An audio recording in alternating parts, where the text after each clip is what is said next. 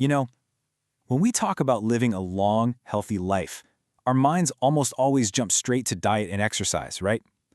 But what if I told you the most powerful tools for aging well aren't on your plate or in the gym, but actually in your head? Today we are diving into a practical guidebook for building the mental and emotional strength to make our later years not just longer, but truly meaningful. So, let's start with the big question. What does it really mean to age well? It's so much more than just keeping our bodies in shape. It's about the whole picture. How we think, how we feel, how we connect with the people around us, and, how we find a sense of purpose through it all. All right, here's our roadmap for today. We're going to start by totally reframing our mindset about aging. Then we'll dive into the incredible power of connection, the harmony between mind and body, and that search for deeper meaning. And then we'll bring it all together to chart a path forward. Okay, first up, building a brand new mindset. Because honestly, the true foundation for a long, healthy life isn't built with weights or on a treadmill. It's built right here, in our minds. The very first pillar is acceptance. And let's be super clear about this. Acceptance isn't about giving up or resigning yourself to getting older. Not at all. It's more like seeing our lives as seasons, understanding that every single phase, from the spring of our youth to the winter of our later years, has its own unique beauty and its own quiet opportunities. So we really have two ways we can go here. On one side, there's the trap. That's when we're constantly looking in the rearview mirror, comparing ourselves to who we used to be, and just focusing on what we feel we've lost. But on the other side, that's the key. Living fully in the present. That's what opens us up to new possibilities, and honestly, a real feeling of lightness. And this is the game changer, right here. Instead of getting stuck on what's changed, we can start asking a much more interesting question. What can this phase of my life teach me? Just that one little shift in perspective can turn aging from a story about loss into an incredible adventure of learning. So, once we've started to adjust our internal mindset, the next step is to look outward. And that brings us to the absolutely incredible power of connection. Think of it as our social shield. Get this. Study after study after study points to one single thing as the greatest protective factor for our emotional health as we get older.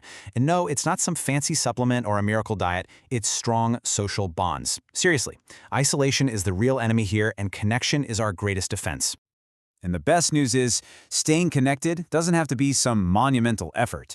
It's built in the small, everyday things. Sharing stories with a friend, joining a local book club, just checking in on family, or even getting to know your neighbors. These little actions, they are powerful medicine against loneliness. And this is so important to remember. For way too long, there's been this stigma around asking for help with our mental health. But let's just be clear. Taking care of your emotional well-being and, yes, seeking support when you need it, that isn't a weakness, it is a sign of incredible maturity and strength. So, what about the daily practices that actually support all this? Well, that brings us to part 3, creating a real harmony between our minds and our bodies. Just like we work out our bodies, our minds crave a good workout too. And the best part is how easy it is to do.